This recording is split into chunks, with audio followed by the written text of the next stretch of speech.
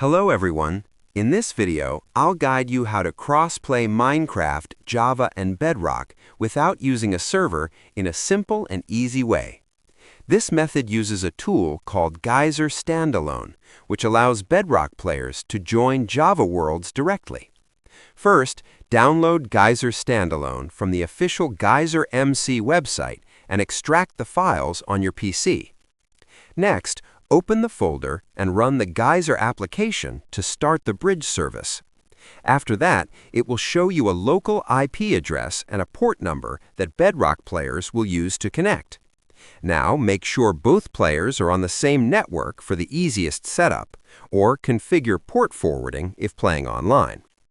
Java players can open their world normally, while Bedrock players add the Geyser IP and port in the Add Server option.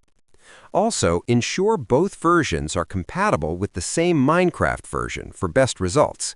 Finally, launch the game and connect, and your Java and Bedrock crossplay will work without a dedicated server. Subscribe the channel for more videos